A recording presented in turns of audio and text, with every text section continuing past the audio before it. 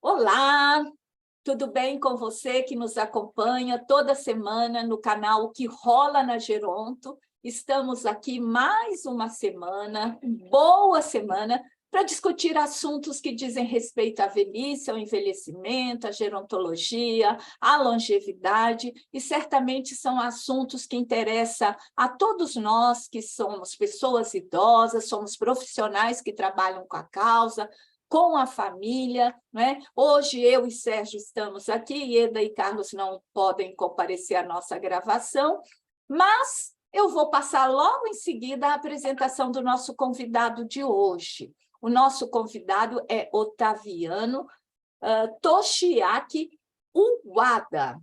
Quem é o Otaviano? Eu tive prazer em conhecê-lo muito recentemente, numa conversa informal. Já me interessei pelo assunto que ele vai nos trazer e falei, você não pode faltar ao nosso canal Que Rola na Geronto.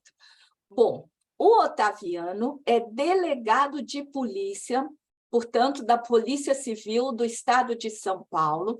Ele é delegado na sede lá em Guarujá, uma cidade praiana que fica no interior do estado de São Paulo. Ele é mestrando em Direitos Humanos na Faculdade de Direito da USP, ou seja, Universidade de São Paulo. É jovem, 35 anos, e já está... 32, é isso, Otaviano? 32, nasci em outubro de 32, já 1990. envelheci 3 anos. 32 anos, e o Otaviano já está envolvido com a causa da velhice e do envelhecimento. Muito recentemente, no mês de junho, e nós estamos agora em julho, nós nós lembramos, porque o dia não se comemora, mas o Dia Mundial de Conscientização da Violência contra a Pessoa Idosa, uma data super importante, 15 de junho, que tem o propósito de chamar a atenção sobre as diversas violências que as pessoas idosas sofrem no Brasil, no mundo, na nossa cidade, na sua cidade. E hoje a gente vai falar sobre violência contra a pessoa idosa, com um recorte muito particular da Polícia Civil, porque o Otaviano tem feito uma pesquisa de mestrado na área em violência, e nós vamos conhecer, ele vai poder mais tarde falar sobre isso, mas a gente gostaria muito mesmo de falar para a primeira pergunta, a primeira saudação. Otaviano, você faz inicialmente a saudação e depois já passa a fazer as suas considerações. O que é que chama a atenção? Você, que é um delegado e agora é um pesquisador, porque está fazendo a sua pesquisa de mestrado, contra o que chamou a atenção quando falamos em violências ou violência contra a pessoa idosa. E o que mais você está identificando na sua pesquisa? Conte para nós, seja bem-vindo ao canal Que Rola na Geronto. Muito obrigado pelo convite. Em primeiro lugar, um bom dia a todos e todas que nos escutam. Um agradecimento especial ao Sérgio Pascal e à professora Marília Berzins pelo convite. Fico muito feliz aqui de poder conversar um pouquinho. E já vou direto ao ponto, que é o meu mestrado em Direitos Humanos na Faculdade de Direito da USP. O objetivo, a minha pesquisa tem como objetivo verificar como a pandemia afetou esse cenário de violência contra a pessoa idosa. Então, eu analisei os boletins de ocorrência que foram lavrados em 2019, antes da pandemia, e fiz uma comparação a partir de março de 2020, quando foi decretado o lockdown aqui no estado de São Paulo. Então, eu queria saber se quantitativamente esse número de boletins de ocorrência, se ele aumentou ou diminuiu, e havendo essa variação, não só em termos absolutos, mas eu busquei analisar se o perfil dos crimes se modificou nesse período. Então, foi muito interessante que, primeiro pesquisando nas delegacias do idoso, eu verifiquei que o número de 2019 para 2020, ele diminuiu.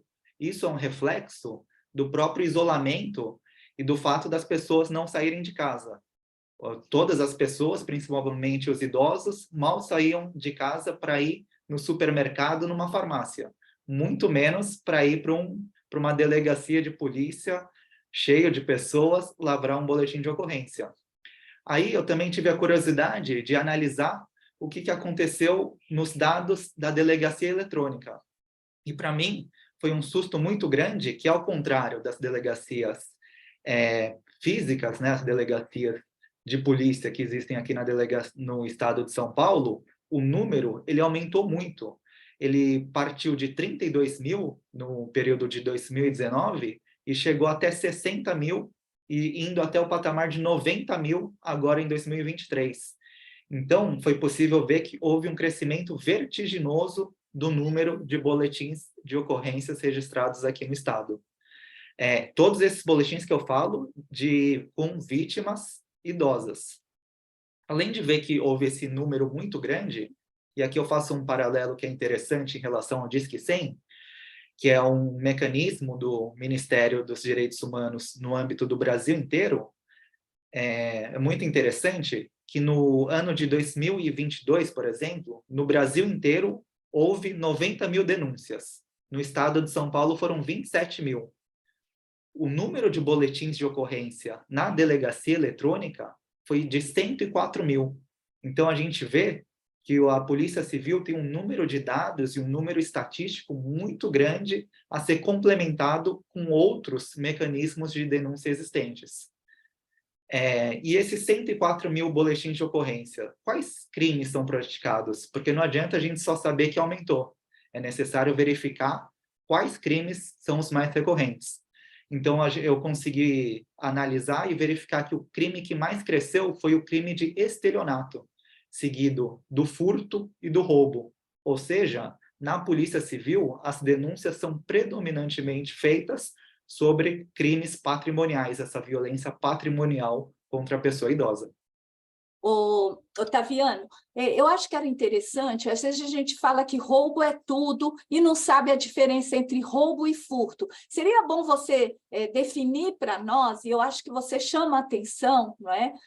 Muito, de que assim, as violências contra pessoas idosas fazem parte, né, no capítulo do Estatuto da Pessoa Idosa, como crime. E, às vezes, a gente acha que não é crime. Então, você traz luz a esse dado. Então, são duas coisas que eu gostaria que você chamasse a atenção. A diferença entre furto e roubo, não é?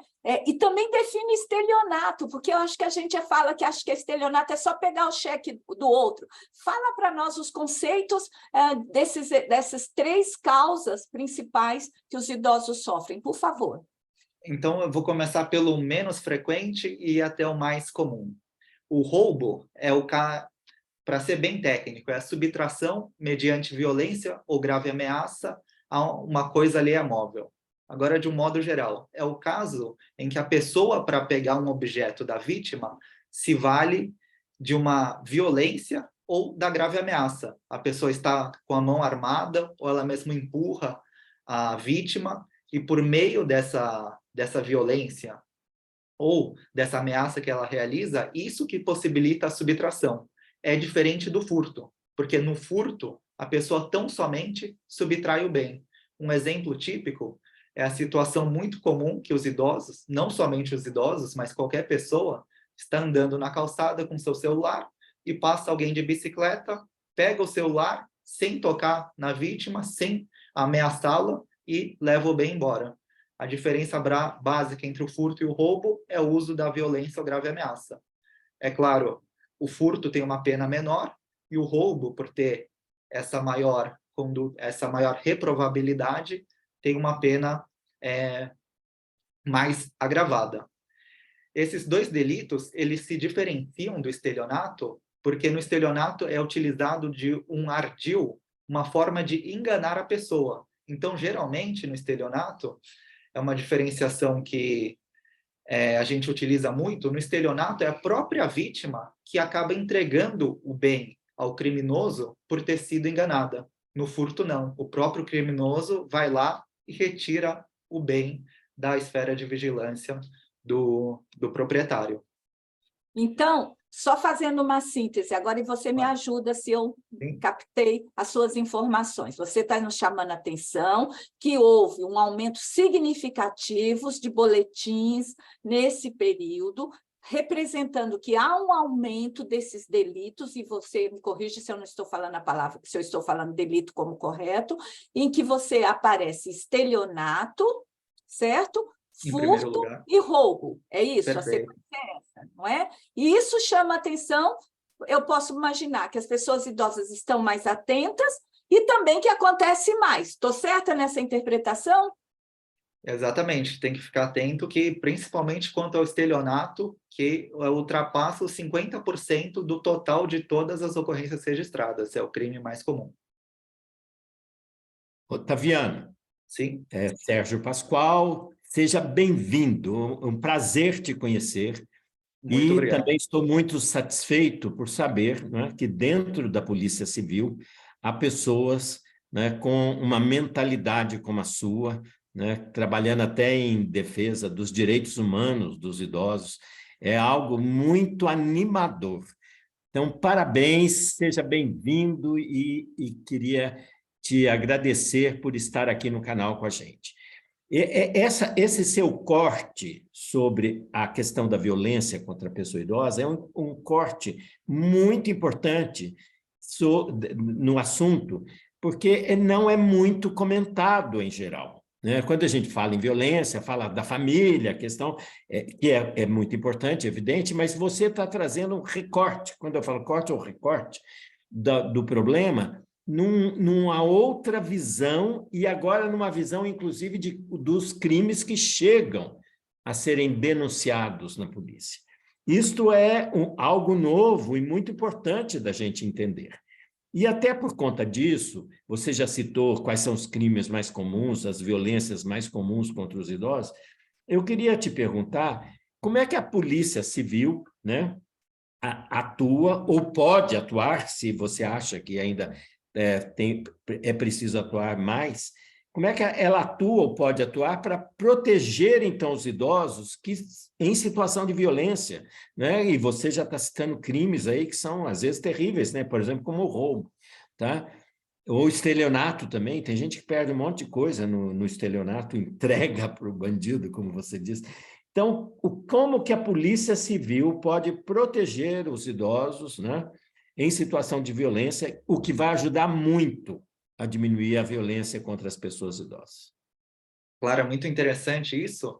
Em primeiro lugar, saber que ao você fazer um boletim de ocorrência, seja numa delegacia do idoso, seja na delegacia mais próxima do seu bairro, ou mesmo em casa pela delegacia eletrônica, todos esses boletins são encaminhados a uma delegacia da área e a uma equipe de investigação. Então, todos esses crimes serão investigados para que a gente possa apurar quem foi o autor desses crimes e também conseguir a recuperação desses bens também.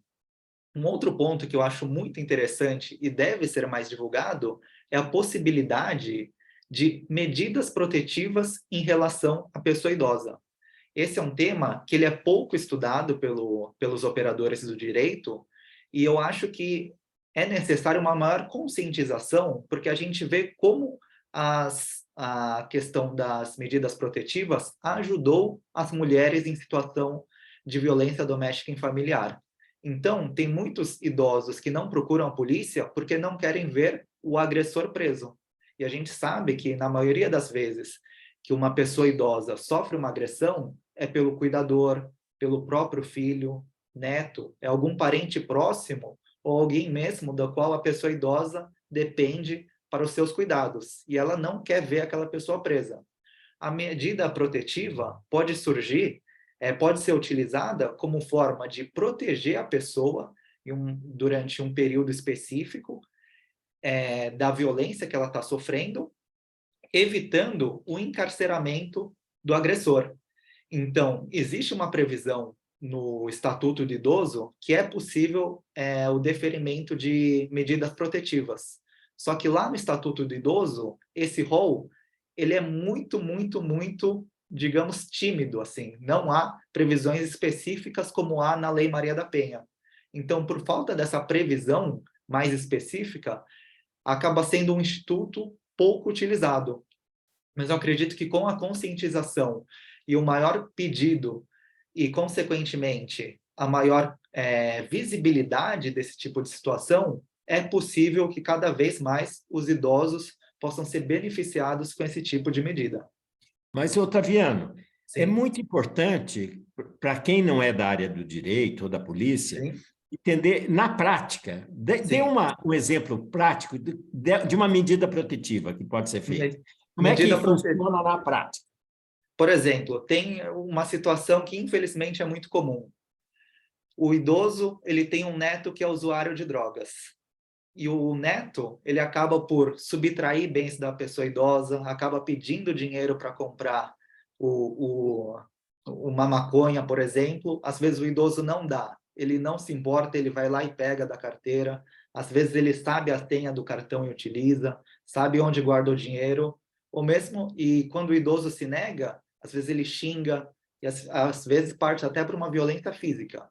Então, uma medida protetiva que pode ser utilizada nesses casos é a proibição de contato do agressor com a vítima. Então, o agressor ele não vai poder entrar em contato, seja pessoal, seja por telefone, WhatsApp. Outra medida que pode ser utilizada é o afastamento da residência do idoso. Curiosamente, eu tive um caso lá no Guarujá, em que a casa era do idoso, o neto já era maior de idade, só que ele ficava na residência contra a vontade do idoso. E ele praticava não só violências verbais, como em alguns momentos ele chegava até a agredir o idoso. Então, nesse caso, eu representei por uma medida protetiva e o neto foi afastado temporariamente da residência até que a situação saísse daquele momento de crise. Agora entendi. Foi um ótimo exemplo. Muito obrigado. Voltando à ação protetiva, muitas vezes que a gente tem estudado, as estatísticas falam que esta pessoa idosa tem uma íntima relação com o agressor, como você já bem definiu. A medida protetiva pode ser feita sem a concordância do idoso? Por exemplo, eu sou filha, eu estou vendo que minha mãe, meu pai, minha sogra, alguém da minha família está sendo abusada por alguém. Aí eu posso entrar com essa medida protetiva, solicitação, desrespeitando, por exemplo, ela fala, não, eu não quero, porque geralmente a gente escuta muito isso. Não faça nada, eu só quero que dê um susto. Há esta possibilidade? Uma questão muito polêmica, Marília. Há posições divergentes, mas a que predomina é que quem deve pedir a medida protetiva é a vítima. Desse modo, deve-se dar maior valor à própria pessoa idosa, respeitando a autonomia dela. Por mais que os filhos queiram proteger a pessoa idosa, a gente tem que respeitar a própria vontade da pessoa idosa, e se ela não quiser uma medida protetiva, não tem como um filho pedir em nome dela. No lugar. Agora, voltando assim ao que você nos trouxe, esses dados, o estelionato, como que ele procede assim? Como que o idoso cai neste conto? É alguém que liga? É alguém que na rua fala que ganhou um prêmio, está precisando de um dinheiro para receber? Dá uns exemplos para quem está nos ouvindo, fala, já caí nisso. Nossa, nunca vou entrar nessa roubada ou nessa cilada, como os bancos estão fazendo campanha aí na televisão para ninguém cair em cilada de golpe via telefônico. Qual é o tipo mais frequente desses abusos? Desses crimes? Acho que abuso é pouco, é crime. O exemplo clássico é o que a professora mencionou, que é o caso do bilhete premiado. Mas a gente tem aqui uma versão atualizada, que é o caso em que fazem um mandado, um ofício judicial com dados do Tribunal de Justiça falso e falam que a pessoa tem direito a algum direito, que é pretérito, e com a atualização é um volume muito grande.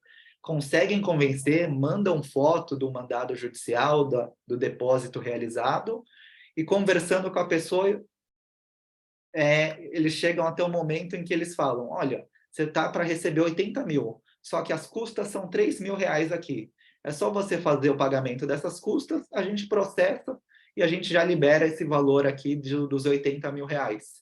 e eles têm tantas informações, às vezes utilizam informações técnicas, a pessoa acaba fazendo essa transferência e nunca recebe a bolada, o prêmio prometido. Não, por favor. Essa é uma modalidade que é uma versão, digamos, atualizada daquele bilhete premiado da loteria, que é o exemplo clássico. Mas temos outros estelionatos também. Pode citar o exemplo, eu acho que ajuda-nos a compreender.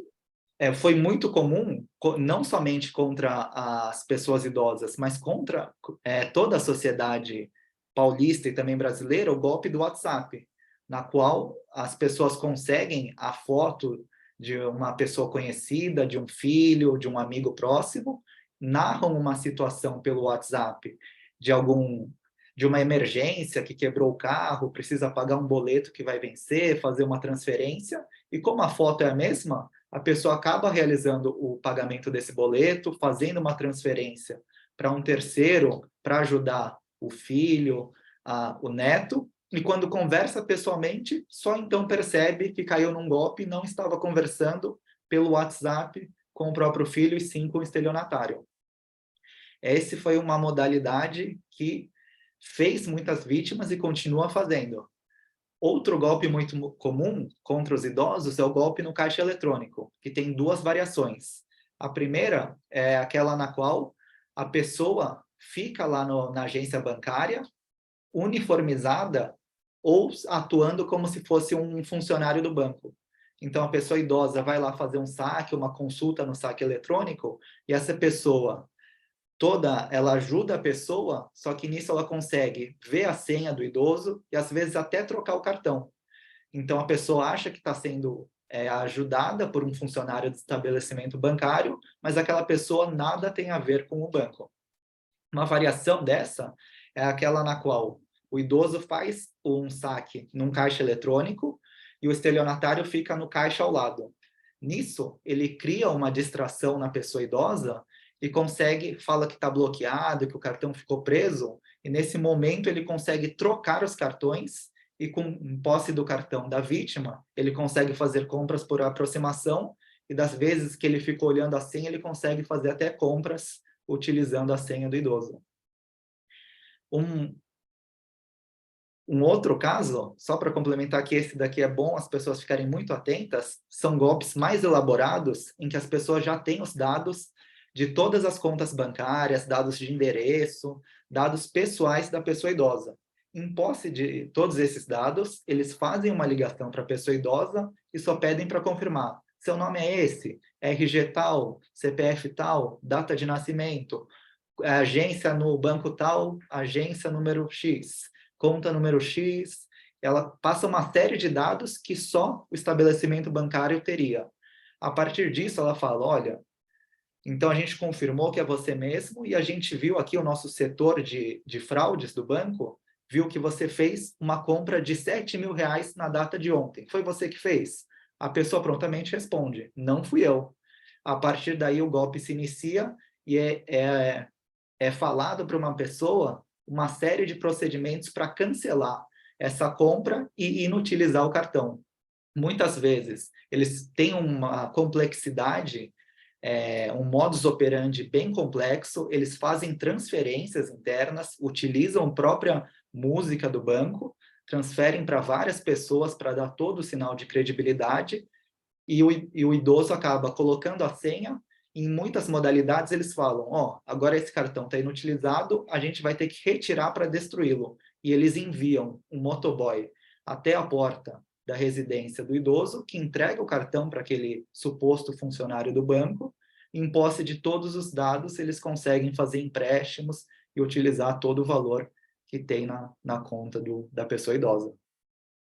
Otaviano, Sim. Eu acho muito interessante tudo isso que você está falando, e a gente percebe, e você mesmo já falou, que o que chega na polícia, a maior parte, são golpes de violência, golpes não, são dentro da violência financeira contra o idoso, né?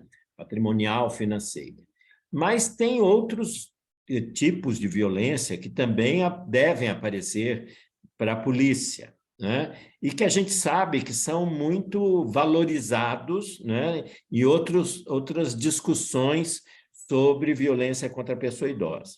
Então, por exemplo, as violências físicas, quando chegam, né? Denúncia de violência física na polícia também é algo importante. E como que a polícia tem agido até para respeitar a autonomia do idoso e o direito do idoso sem penalizar o próprio idoso. Como é que tem sido? É muito interessante que a violência, a gente chama de lesão corporal. Também é muito comum contra a pessoa idosa, em números quantitativos, não tanto quanto aos crimes patrimoniais, mas também é bem comum as lesões corporais ou os maus tratos. Nesses dois casos, é feita uma investigação e essa investigação acaba sendo um pouco mais difícil, porque muitas vezes a pessoa idosa sabe quem foi o autor e ele não quer que essa pessoa seja presa, que ela seja condenada. Então, é uma situação muito difícil que o que acontece? Às vezes um filho, uma filha vai à delegacia e realiza a denúncia, mas quando a gente escuta a pessoa idosa, ela tem uma tendência muito grande de relativizar e até de omitir as violências que vem sofrendo, porque não quer ver o filho, o neto preso. Acaba sendo uma situação bem complexa e até por isso acaba chegando muito menos à delegacia de polícia. No dia a dia a gente vê que é inumeramente muito mais comum a mulher vítima de violência doméstica e familiar denunciar o marido do que o idoso denunciar um familiar em caso de lesão corporal, por exemplo. Você, assim, uma conversa muito boa, eu acho que muito importante essa discussão, porque são vários fatores quando a gente fala em violência contra a pessoa idosa.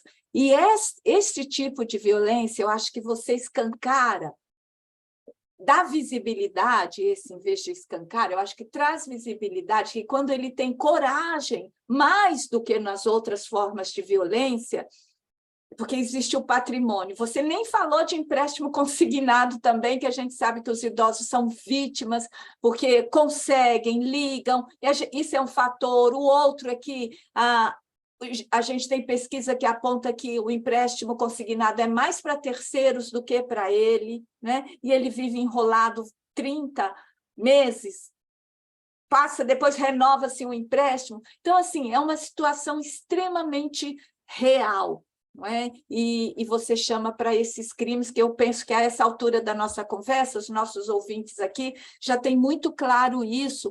E aí, assim, qual é a importância da delegacia? Não é? E eu não estou falando só delegacia de idoso, porque eu, particularmente, eu discuto a viabilidade de delegacia exclusiva para idoso. Eu, particularmente, defendo que todas as delegacias de polícia sejam capazes de acolher, de receber e de entender a pessoa idosa. A gente foi muito na cola da criação da Delegacia da Mulher, que foi extremamente necessária, ela é hoje fundamental, os avanços que a gente conquistou, e a gente entrou um pouco nessa discussão, pedindo delegacia para idosos, e a gente sabe que não tem delegacia de idosos específica para idosos, suficiente no nosso estado de São Paulo, e eu acredito que no interior do Brasil muito menos ainda. Então, particularmente, eu acho que todo delegado, todo profissional que trabalha numa delegacia tem que estar atento, sabendo, idosos são vítimas de violência, sim, precisamos prestar atenção, não classificar como um crime de menor importância, não é? Eu queria que você discutisse se você concorda com a minha opinião nesse sentido e dizer assim, o que as delegacias podem fazer para garantir e para defender os direitos das pessoas idosas. Você, para nós, 32 anos, não é? Fazendo pós-graduação, fazendo mestrado na área de direitos humanos, perfeito. Então, será que você é um novo retrato da Polícia Civil, Otaviano? Comente conosco essas questões aí que eu te provoquei. Peraí, vamos por ordem temporal. A professora começou mencionando os empréstimos consignados, que sim, são muito comuns. Muitas vezes as pessoas conseguem fazer empréstimos consignados criando contas bancárias longe do distrito, longe da residência da vítima, O idoso só vai perceber que foi feito um empréstimo consignado quando ele vai receber a aposentadoria e ver que o valor veio em um montante menor. Aí, nesses casos, tem que ir para a delegacia de polícia fazer o boletim de ocorrência e comunicar imediatamente o banco, que o banco tem que explicar como que ele cria uma conta bancária em nome da pessoa idosa, em um local distante da residência dela, com uma assinatura que provavelmente é falsa, e não só cria a conta, como faz o empréstimo consignado vinculado a essa conta. Outro golpe muito comum que eu não mencionei são golpes mencionados que a gente denominou de golpes amorosos ou golpe do Tinder, que muitas vezes a pessoa idosa se relaciona por meios digitais, conhece uma pessoa e ela acaba sendo enganada. Elas acabam se conhecendo e marcam um encontro, mas sempre antes do encontro surge um imprevisto e a pessoa narra, não consegui o dinheiro para conseguir a passagem, ou aconteceu um imprevisto tal, pode me emprestar essa quantia? E cada vez as quantias são maiores e o encontro nunca se realiza. Agora, partindo um pouco para a questão das delegacias de polícia, é interessante notar que muitas vezes a gente ouve, se o idoso foi vítima de violência, procure uma delegacia do idoso na capital ou no interior, como se as outras delegacias não pudessem atendê-lo. Pelo contrário, qualquer delegacia de bairro é competente para fazer o registro do boletim de ocorrência quando uma pessoa idosa é vítima, seja de um crime patrimonial, seja de uma ameaça, seja de uma injúria, de uma calúnia, de uma lesão corporal, enfim, qualquer crime que a pessoa idosa for vítima, ela pode ir não somente à delegacia do idoso, mas qualquer delegacia de polícia. E é importante, principalmente nos crimes patrimoniais, quando o idoso vai fazer esse registro, não somente informar o que aconteceu, mas levar documentos que possibilitem que a polícia chegue nos autores desses delitos. No caso de golpes envolvendo as contas bancárias, sempre aparece no Pix os dados da conta beneficiária. Muitas vezes a pessoa chega na delegacia e não traz esses dados. Aí fica muito difícil para a gente investigar. Então, o que a gente sempre orienta é procurem a delegacia de polícia, mas, se possível, levem esses extratos bancários mostrando os beneficiários das contas, que isso facilita a investigação, a condução do inquérito policial, para que seja possível apurar a autoria e conseguir responsabilizar os autores desses crimes. Otaviano, Sim. Nós estamos já indo para o final, né, da nossa entrevista aqui, da nossa gravação, mas antes disso, eu queria te fazer uma pergunta, né? Claro. Você é jovem, já está fazendo uma pós-graduação numa área de direitos humanos, inclusive, tá certo? E eu fiquei curioso ao te conhecer, né? Aí vendo a sua fisionomia tão jovem, né? O que te motivou a ir fazer a pós-graduação? O que te motivou a escolher um envelhecimento? Você tem toda a área do direito aí para escolher e você escolheu o envelhecimento.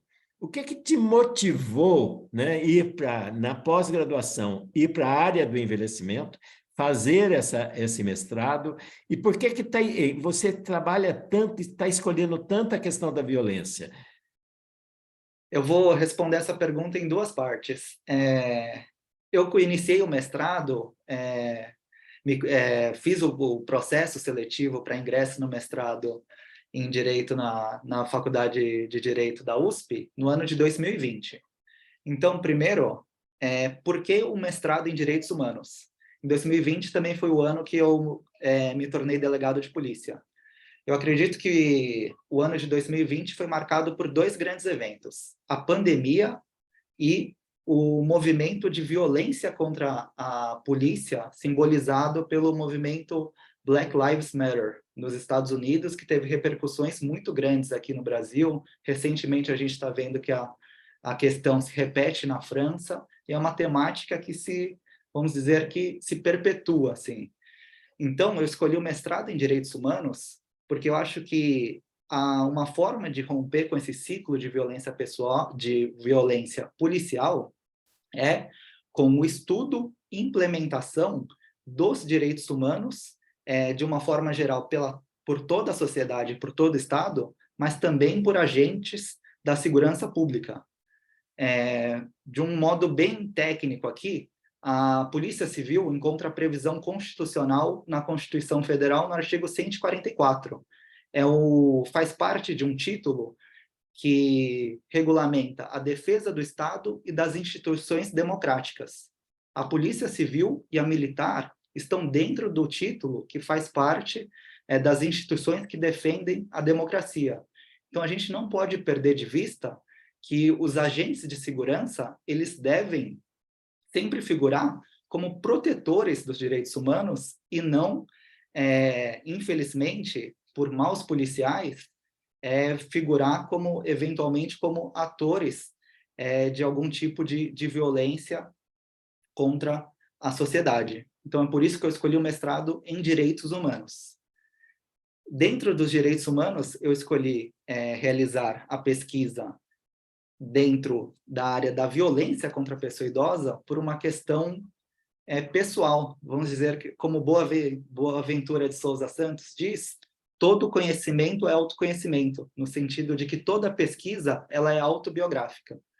Então, minha ascendência é japonesa, minha mãe nasceu no Japão, meu pai é descendente de japonês, e desde criança eu vejo como as pessoas idosas são valorizadas na cultura japonesa, e isso traz um choque muito grande com o que a gente vê aqui no Brasil, em que muitas vezes a pessoa idosa é desrespeitada e toda a experiência que ela tem, ela não é considerada. A pessoa idosa é considerada, muitas vezes, sob o aspecto produtivo, de certo modo, excluída da sociedade.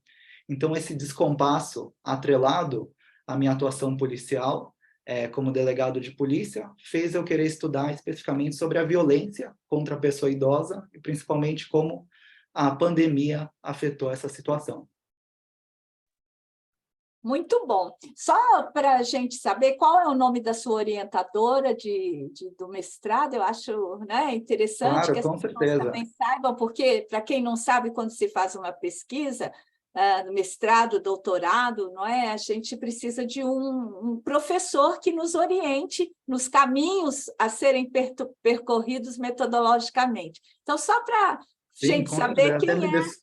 Até me desculpo por não ter mencionado antes, mas eu tenho a honra de ser orientado pela professora Bibiana Graeff, que ela é professora do programa de pós-graduação de Direito, da Faculdade de Direito, e também é professora de gerontologia na EASH-USP.